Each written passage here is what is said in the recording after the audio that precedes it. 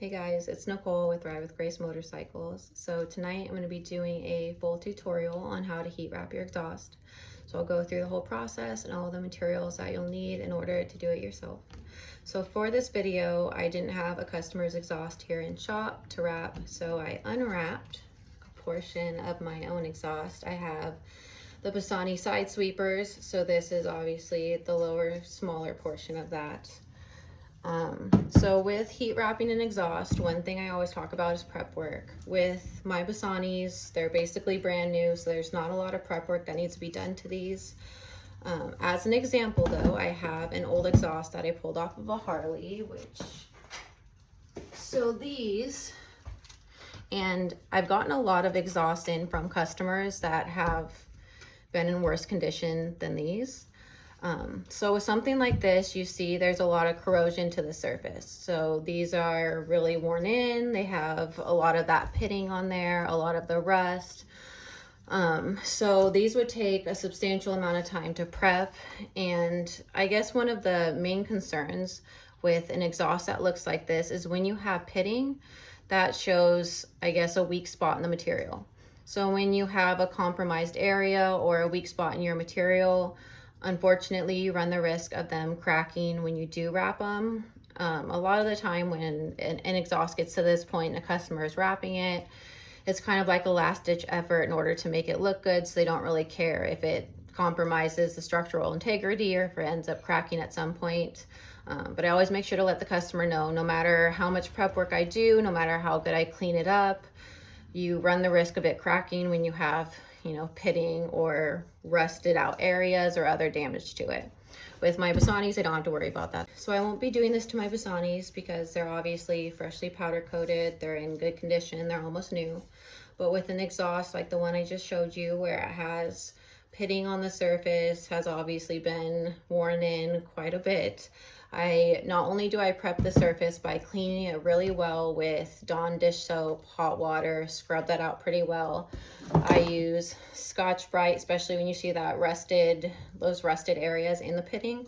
I use Scotch-Brite on there. I also use steel wool, and then I give it another really good clean with Dawn dish soap. Sometimes I even throw in some degreaser, some solvent, really wash that surface very well, and then I go over it, and before I wrap it, I coat it with a primer. So priming the surface is really important. It just kind of helps with any of those weak areas. It just coats the surface really well, so I guess it makes the pipes last a little longer, at least from what I've seen. So with wraps, you always want to soak them prior to putting them on your exhaust. I grab a bucket, I fill it up with very cold water. Sometimes I throw some ice in there. You want it to be extremely cold, because any warm water, room temperature water, or hot water, you run the risk of the dye in whatever color wraps that you have kind of leaking off into the water. So you compromise a lot of that deep color if you're doing like a black or one of the dark grays or reds. The color leaks out into the water if it's not extremely cold. The reason I soak the wrap is because it makes it really malleable, so it's way easier to form to your exhaust. And once you're wrapping it really tight with it being wet, when it dries, it just really forms to your exhaust and creates that like tight fit to it. So I typically will let that sit in water. The least amount of time I've done is like an hour. If I'm patient enough, or if I give myself enough time, I typically do about 2 to 3 hours just to make sure it's like fully saturated, really soaked in that cold water. These are going to be the fiberglass DEI wraps. So DEI is one of my favorite brands when it comes to heat wrap. The quality of these wraps are really great. So when you, at least ones I've ordered off of Amazon, I know we've all ordered cheap wraps before, the fabric itself, how it's woven, when you get cheap wraps, the weave on the outside of that will come undone really fast. Like even before you get to wrapping, once you take it out of the package and you're handling it, you'll see that weave start to get really loose. With DEI, I haven't noticed that. So typically when I'm doing any dual exhaust, even a 2-in-1, I like to grab 2 of the 50-foot rolls, the 2-inch width. you'll have some left over, but it's always better to have a little left over than not have enough. That's always a nightmare. With the DEI and it being only a small portion of my exhaust, I grabbed a 25-foot roll this time, and I'll still have some left over just for the size of my exhaust.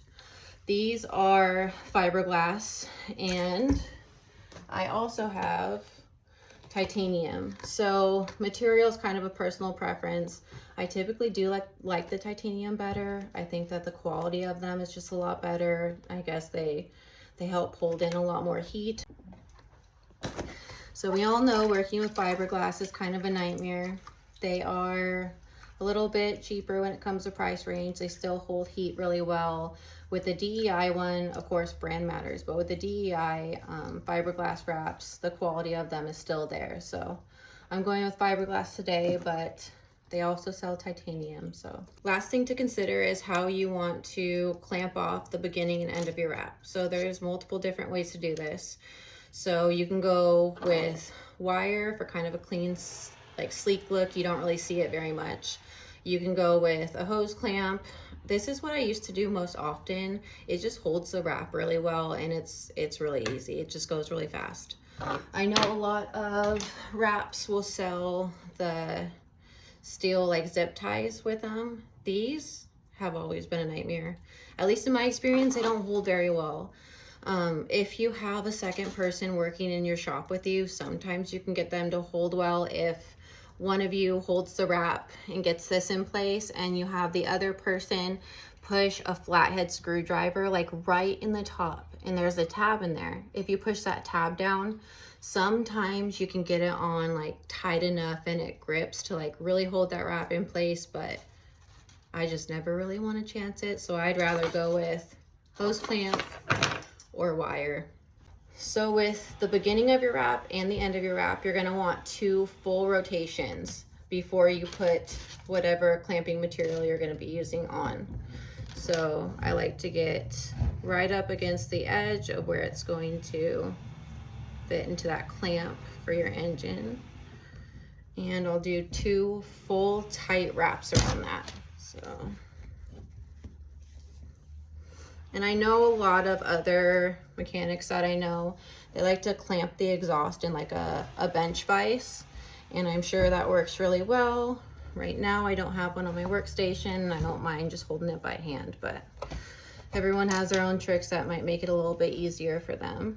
So get 2 full wraps on there.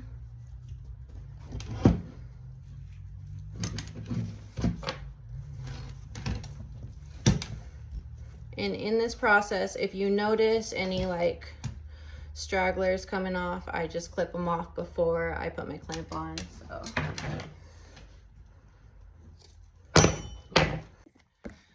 Okay, had to set you back. So then you're gonna be using this wire to go all the way around. Let me see if I can get it closer for you guys to see.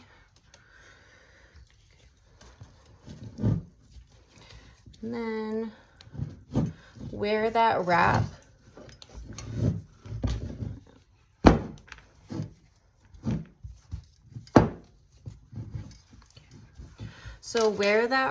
overlaps, you have 2 full wraps, and then where it starts to overlap right here, like where you would, I guess, angle it to start going up into your rotations around the exhaust, that's where you're gonna want to secure your wire. So I weave it through the top layer of those first 2 wraps, and then I weave it through that angled portion where you're starting to go into your wraps around the rest of it.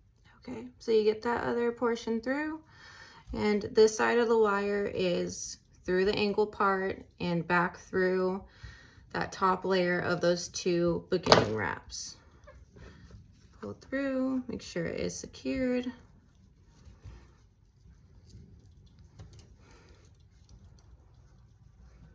And then I twist these 2 together.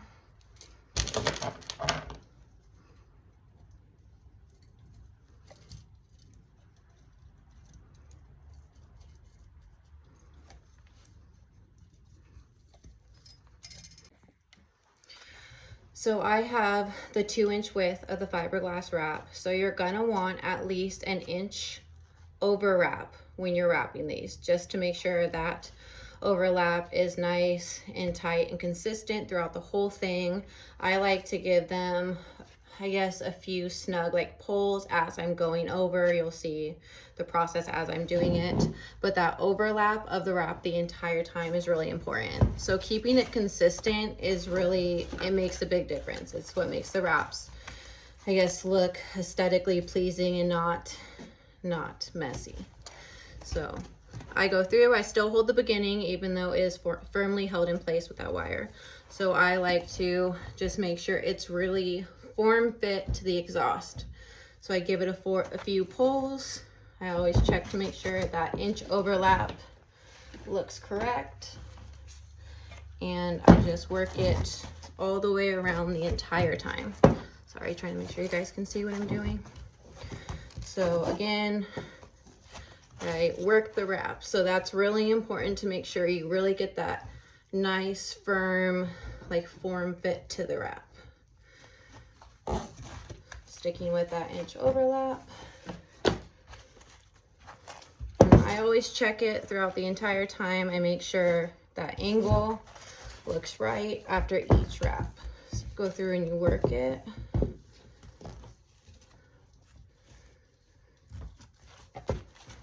And checking it each time, I mean, it saves a lot of time at the end, so you're not like looking back and see your like 4th or 5th wrap in, having to be inconsistent, and then you want to start all over again. I know we've all been there. So I'm just gonna go through and work the wrap exactly like I showed you. Honestly, I'll probably fast forward a little bit of this part since I'm sure you guys don't want to see me do that this entire time.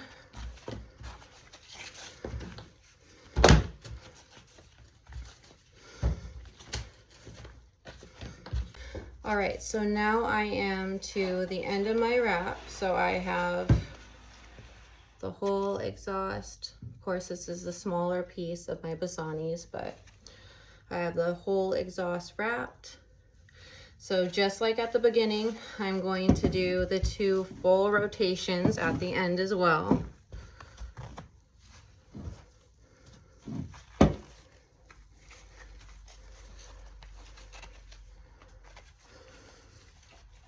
Sometimes you have to mess with it a little, especially when it's by a bracket. You don't want it laying funny up on that bracket. Right. And then I am going to take my wire. Trying to make sure you guys can see this.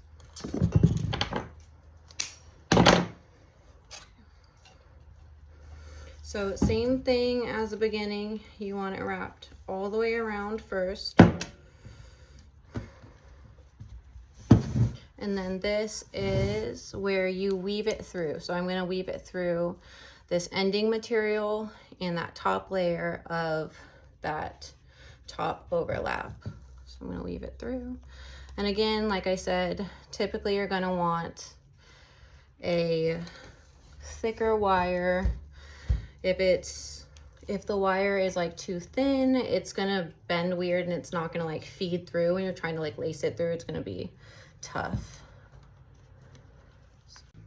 You want to make sure you're getting all the way to the bottom, so you're getting that really tight grip. You can always cut any of that excess material off afterwards. All right, so we are finished with that portion. So we don't have any bunching front or back.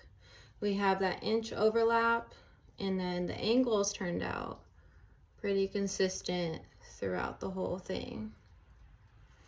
So once you get to this point, you're gonna wanna let that wrap fully dry out. And it takes a while. I know some people let it dry out for 24 hours, and it's probably good after 24 hours. I like to be safe about it, so I let mine sit for 48 hours just to make sure every bit of moisture is gone out of the wrap before I seal it. I don't want to seal any moisture in here. I go through and I spray it with one of the VHT flame proofs. that seals the wrap itself. It helps keep that nice tight form fit. It helps keep any moisture out of like the in-between of the wrap. That also helps with preventing that corrosion, depending on what state your exhaust was in prior to wrapping. Regardless, it's better to be safe than sorry. So I like to seal the heat wraps anyways, even if my exhaust is in good condition. So I'll go through after 48 hours when this is completely dried out, and I will seal it with the heat proof spray. This same brand also has colored sprays, which is amazing for any of the darker colored wraps. They lose their color pretty quickly. I think after even just a few weeks of riding, you'll notice that color fade out, and the color touch up it works so well. I've used the black on black wraps before, and it just like it freshens them up almost like brand new wraps without having to do all that work of taking them off and rewrapping and doing that whole process. You literally just spray on the color freshen up, and it is great. So I'm gonna let these dry out for 48 hours before I spray them to seal them all in. But that is the whole process, beginning to end. So if you guys have any questions, or if you'd like to see another video on wrapping an exhaust, I know there's a few nuances that you didn't get to see on this one. Like with this exhaust, you have different areas on here where you would have to do kind of a wrap overlap. You would create kind of an X pattern in order to have it lay flat at these crossovers in different joints. So if you guys want to see a different video on how I lay wrap when it's transitioning to two different pipes, or when you have that in-between area, or I guess if you want to do the hidden wire, lacing it in and out all the way through that beginning and end portion to hide the whole thing, just let me know and I can always do an additional video. But thanks for watching. Let me know if you guys have any questions.